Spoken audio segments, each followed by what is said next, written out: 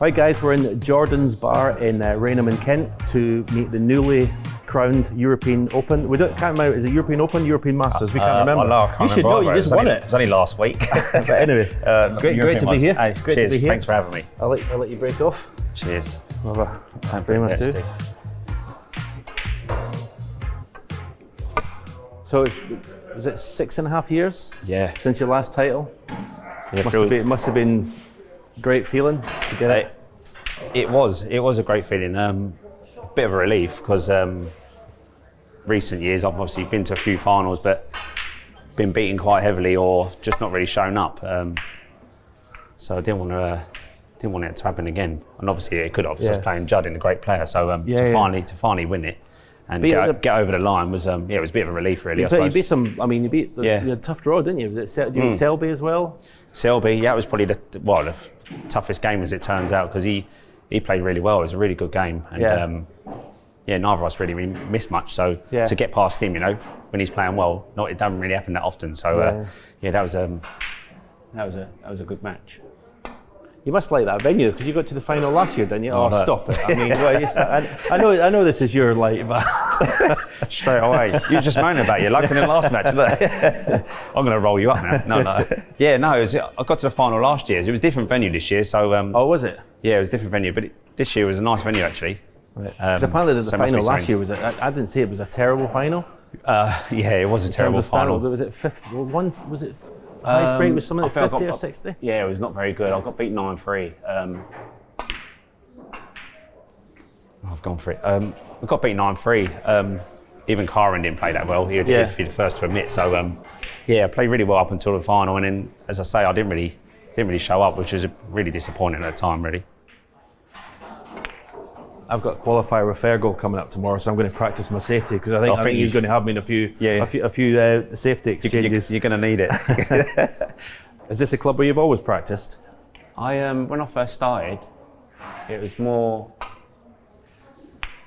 South London, in a place called Tulse, and then gradually we moved out of London. But I've been here for best part of 15 years now, I think. So this is where I started doing okay in snooker, I suppose. And they don't have because a lot of players have private rooms and stuff away from the main hall. I mean, when I was playing in the tour, when it was my job, my table in the club was in amongst everything. I know it's quite because obviously the tables are close to you and if it's busy. Yeah, it's hard. Especially playing someone, but it's kind of nice to have that atmosphere, right? Yeah, club atmosphere. I've in recent years I've dabbled with the idea of maybe trying to get one nearer to home, so it's about half an hour drive. You'd never have a table in the house, or you not got room? Or? No, I haven't got room for one. Probably have to build something in the garden, but I don't think I'd like it. I think I'd drive myself mad. I think I like the atmosphere and I like the noise, the background noise, and obviously I like the people up here as well. So and it's got to be like going to work, isn't it? It's got to be like it's going to work. I leave the house, get out, come and do my practice, and then go home, and I feel like I've done something, Yeah. Otherwise, you wouldn't never leave the house, would you, if you had one at home? So no, go stir crazy, I think. Ooh, tight pockets. Tight these pockets they are, Steve. Do you prefer having them tighter?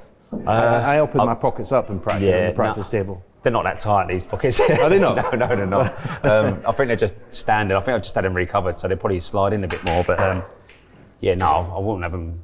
I don't think you should have them too tight. I think. Yeah. You don't want to be refusing shots in practice, do you? You want to be playing how you play in tournament, wouldn't you? So. Yeah. So what age did you start? I started when I was around about 12 years old, I think. Okay. Maybe similar to me. Yeah, I think that's quite late nowadays. I think a lot of people start a lot sooner, don't they? So yeah, about 12 years old and.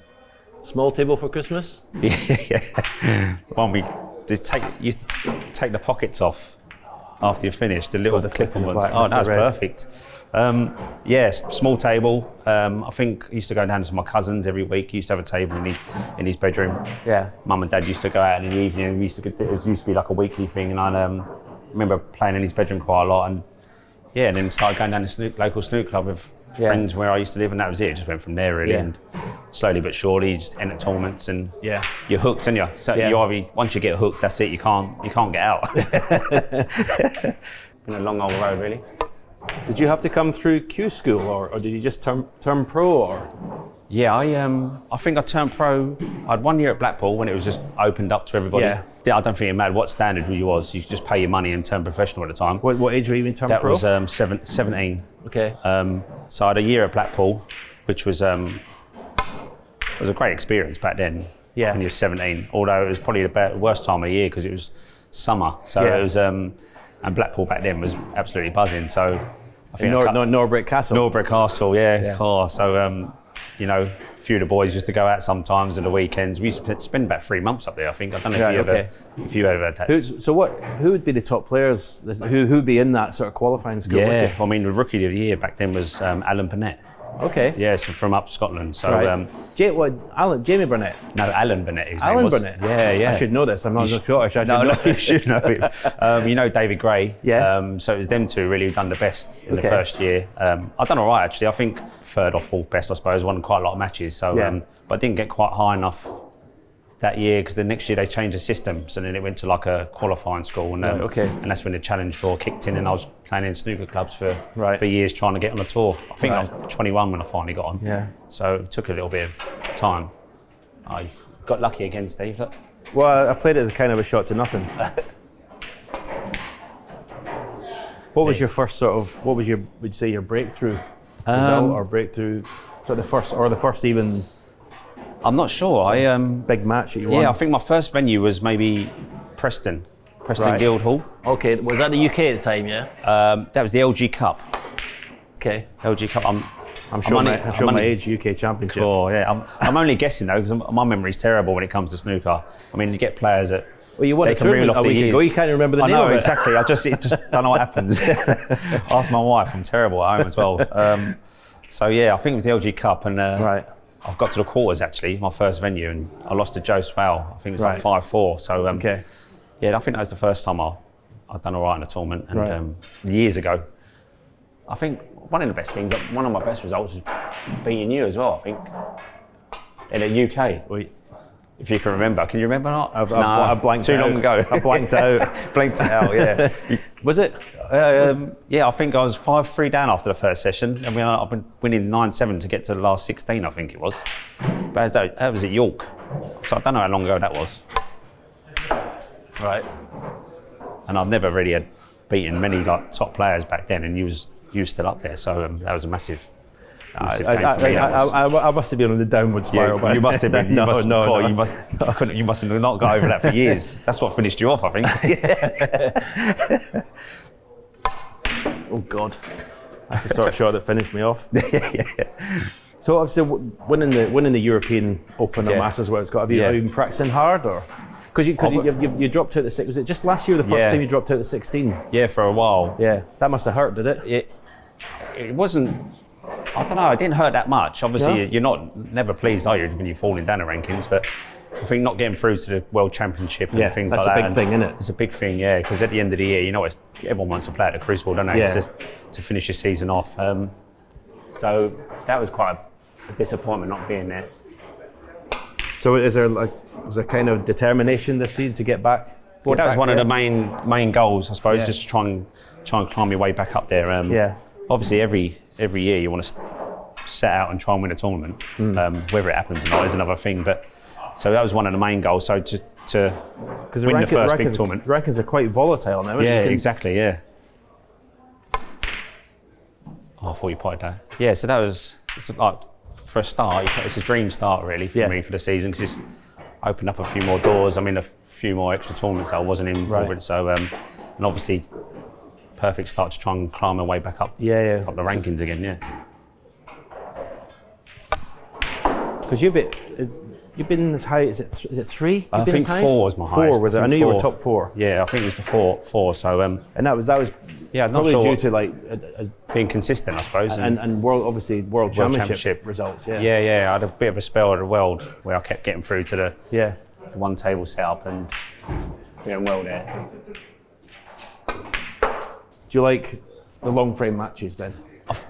Or is it the venue, or is it just a bit of everything? It seems that way, the longer frame matches. Just think you can settle down, can't you? I mean, there's no time to panic really. And then maybe the Crucible, I just started enjoying playing there, which is a good thing, obviously. Because I must admit, because I remember working on it when you played Ronnie O'Sullivan in the final, and I think I even said in commentary or in the studio. No, you didn't lose to Ronnie Sessions. No, I think someone said like this could be like a. No. We might obviously we fancied Ronnie to win heavily, but I think I said that I didn't realise you were that good. Yeah. Because I think you played so well. It was just. Yeah, the whole game was so impressive. It was a really good game. I think Ronnie's the first to say, I suppose. Yeah. I think I managed to push him quite most of the way, but he was just too good. Yeah. It was ridiculous how well he played, really. I don't think he missed the ball for 2 weeks. But yeah, I mean, but you didn't seem intimidated. You didn't seem. No. You seemed like you were like. It was probably the most. I'm not going to say angriest, but like.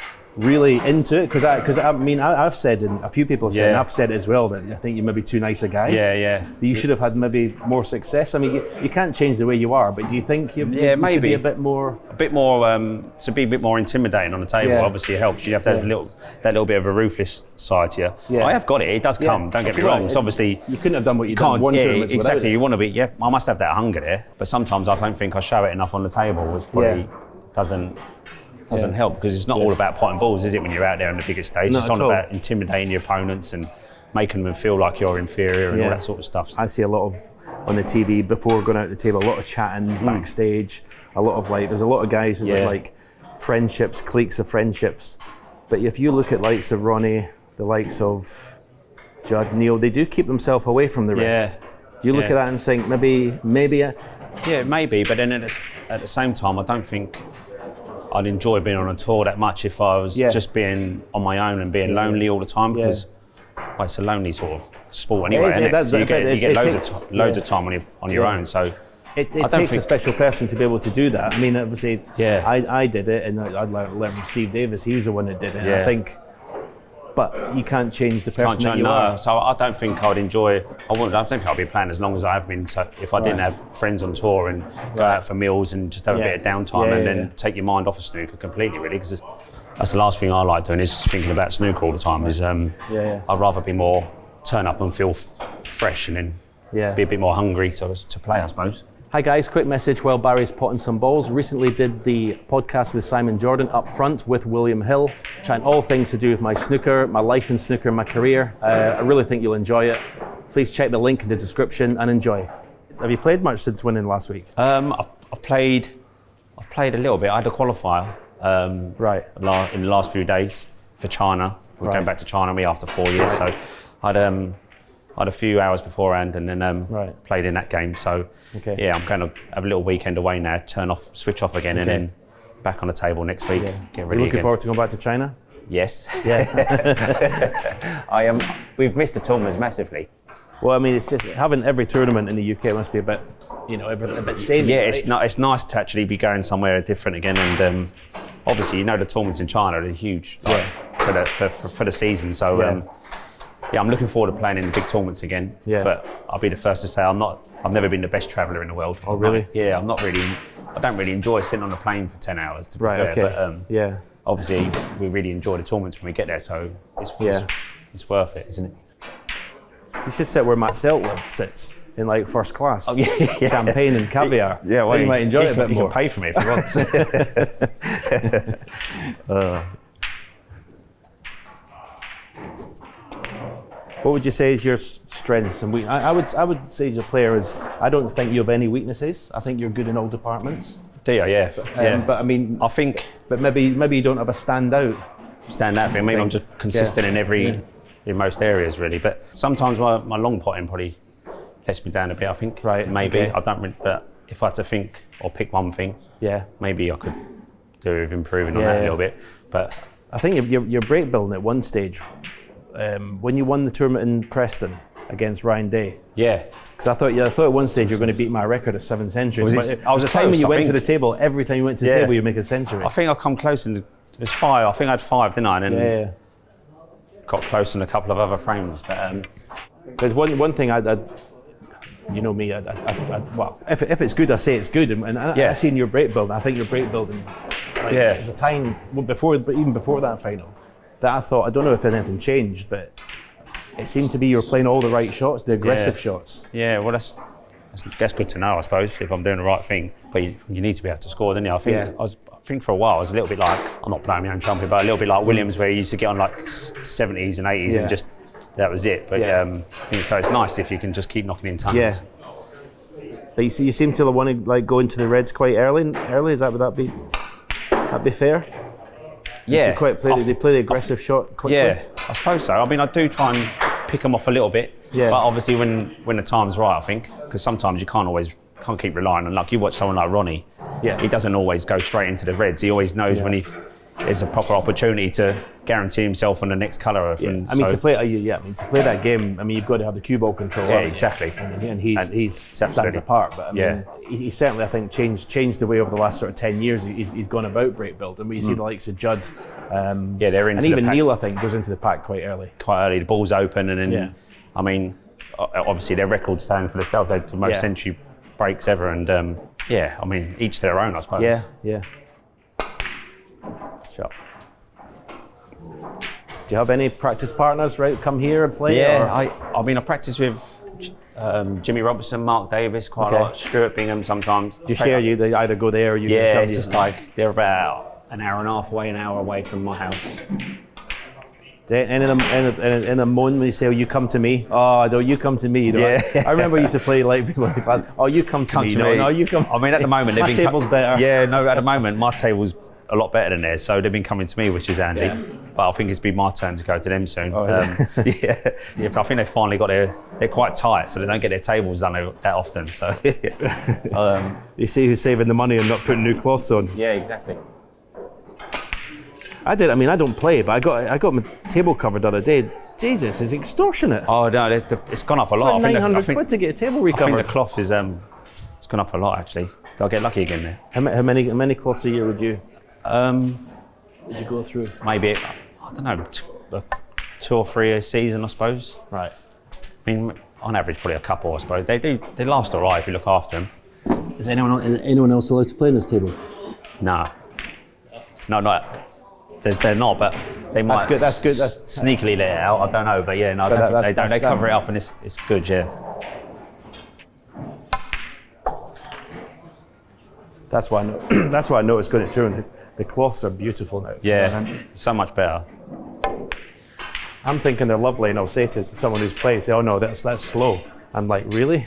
I mean, to be fair, I've watched a couple of old clips recently of you. I think, and you was on a couple of them, and they seemed a lot slower back in the 80s or so. The white used to slow up quite a lot. Yeah, there was times it was quite varied. Nowhere near as quick as like these run now. No, and they just seem to just play differently. Yeah. Obviously chalk marks. Everyone's using this different chalk now. So it was awful. Oh. We'll go for the big clearance. Perfect score, yeah. You must need them all, I think. So what's the target for the season then? Top 16? Yeah, that's the aim to be in there by the time the World Championship comes around. Obviously, being in it for the Masters is a big thing. Yes. Yeah. Which is, I think, the cut-off for that's after the UK. So, I mean, I don't want to. You don't know how the rest of the seasons go, but I can't ask for a better start. And I just got to make sure I don't just rest on my laurels, sort of thing, and just try and make the most of it, really. If I can get in that Tour Championship as well, which is another big event. Yeah. Because I'm not sure if it's top 12 this year on the 1 year list. So is it? I've got a good chance if I can just keep winning matches, really. Good shot that was. Of course. The clearance is on now, Steve. Well, I missed the screen about a mile thick the last time, so I better have a look. Oh, I've done it again. Done the same. It's so thick. Have you ever? I was just going to joke. I shouldn't get Feeney on the thing after missing that. Have you had coaches? When I was really young, I had someone who managed the club who used to help me out. Right. But my first proper coach, I suppose, was Terry Griffiths. Okay. I was with him for like 5 or 6 years, and that's probably when my career, I wouldn't say like shot off, but my career turned around because I'd really done anything up until then. Because I'd say it's great to have someone in the room that's been there, that's kind of been out there and felt it, isn't it? Exactly. And I'm one of them people so I don't believe what you're saying, and I think it's a load of rubbish, and there's no way it's going to work because I've don't look like someone that's sort of messed about with their technique. I've never seen sort of big changes in your technique over the years. No, I mean, when I first got with Terry, bit of alignment stuff, but that was about it really. Right. It was more the mental side of things really. Okay. I'm trying to help me out that way because I was probably quite negative back then, and that's the last thing you need when you're trying to play this game. So, exactly. So Terry, he was a big part of changing my career around, and it was a good 4 or 5 years I was with him really. Yeah. So. And you still enjoy playing snooker. I mean, it's like you've been around a lot. You can fall out of love with it, can't you? Like, in terms of the practice and the travelling. I'm up stuff. and down like a yo-yo. I am. Really? So, but for the last couple of years, I mean, I play a lot, but I don't do a silly amount of hours. Right. Okay. I think I want to try and stay as fresh as I can. Yeah, really turn up for tournaments. It seems to be a theme amongst the players that have started doing this YouTube channel. Speaking to them, the practice sessions are not the sort of 5-6 hours a day anymore. It's more like getting good quality, sort of 2 or 3 hours on my own is the max I can do really. Yeah. But if you're doing it properly and working on stuff and doing it like working on weaknesses, I suppose, and that's why I get in here really early and I'm done by 11 o'clock, and then I'll go. Really? Then I'm off and I can do the gym and stuff like that and have the rest. So I feel like I've got a little bit more of a. Same as me. I spend a lot of time in the gym as well. I think it's very important. I can see you're flying. I've only recently got into it. I've always dabbled in and out, but for the last 18 months, I suppose, I've been doing it a bit more, just doing classes and stuff. Done and dusted by 11. I always say if you're not playing against someone. Yeah, if I'm playing someone, I'll play all day then, like 3 or 4 o'clock we're finished. But if I'm on my own, then I'm in here by 8:30 in the morning. So by 11 o'clock, I've done 2.5 hours. Oh, okay. And then it gives me a little bit more of a life. I just feel like I'm enjoying it more then instead of being in here all day, get home and I've done nothing else. So absolutely. I think you're just trying to keep a little bit fresher as I get older, really. You need them all, by the way. Do I? I've decided you need them all. Oh, it's landed straight, isn't it? You might actually use the long straight black to test you. Go on in.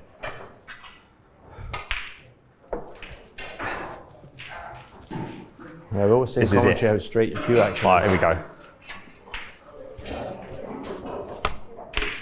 Oh, he's twitched. He's twitched. He got away with it. Oh, look at that. Oh, man. I'm going to play this slow. Is your table level? It's pretty true. That looks in from here. See if he's going straight. Yes. Oh, look. That's perfect. Cheers. Thanks very much. Nice one. Cheers.